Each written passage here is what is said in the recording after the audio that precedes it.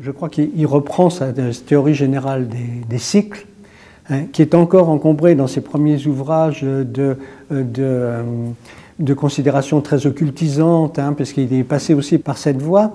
Et là, on a l'impression que les événements, en fait, ont joué un rôle très, très important pour lui et l'ont justifié, hein, lui ont donné raison. Donc, les choses ne pouvant pas être autrement que ce qu'elles sont, hein, c'est d'ailleurs une citation de Guénon, on est fatalement dédaigneux de l'expérience, dit-il, mais après que les autres aient vécu l'expérience. C'est en ce sens-là qu'on passe de la crise du monde moderne au règne de la quantité. La différence essentielle qui me paraît entre les deux, et là on rebondit sur le mot redressement qui a été utilisé tout à l'heure. J'ai eu connaissance d'une lettre de Jean Rayor qui répondait à Jean Robin qui lui demandait des conseils, etc. Dans cette lettre, il lui dit la grande différence qu'il y a entre la crise du monde moderne et le règne de la quantité, c'est que dans la crise du monde moderne, on peut laisser entendre qu'un redressement est possible, etc.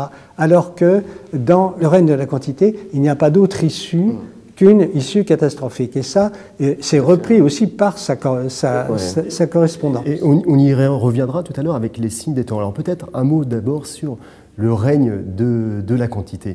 Ce qui n'est pas forcément toujours facile à comprendre chez Guénon, c'est qu'il est toujours sur deux niveaux. Le niveau cosmique et le niveau humain, ou le niveau historique et le niveau métahistorique. Mais pour notre histoire, pour notre monde, commençons par le niveau dont nous sommes le plus proches, le règne de la quantité. Mais le règne de la quantité est une détermination, comme disait Jean-Pierre Laurent.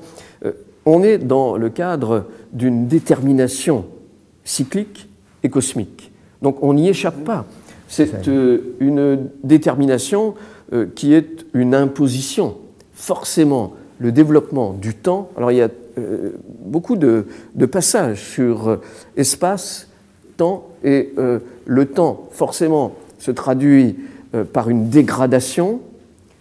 L'espace, c'est-à-dire l'existence, passe du point de vue temporel forcément par un développement, et ce développement ne peut être que quantitatif.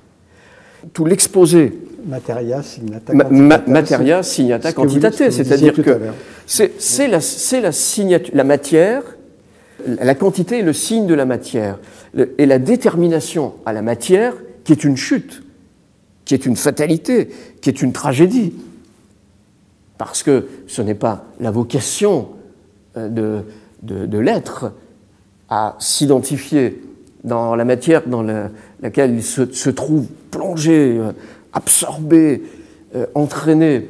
Et cette fatalité est, hélas, soumise de manière irréversible vers l'entropie, l'alourdissement, la pesanteur, l'oubli, la perte, la dégradation. Et tous ces éléments viennent s'ajouter les uns sur les autres qui font perdre la qualité, parce que quantité s'oppose à qualité.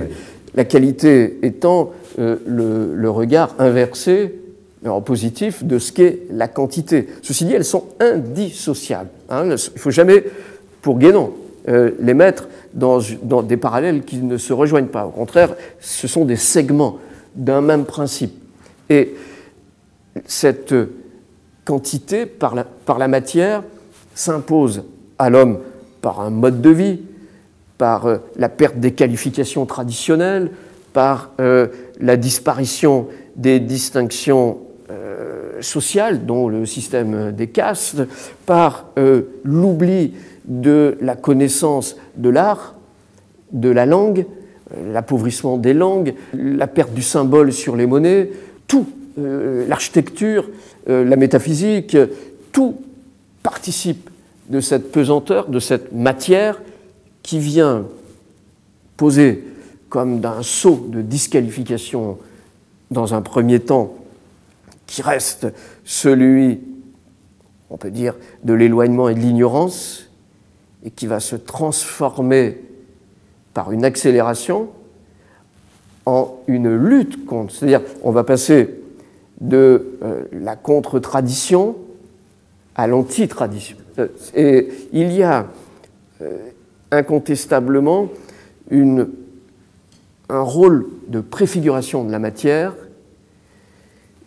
qui annonce les forces de dissolution selon l'esprit.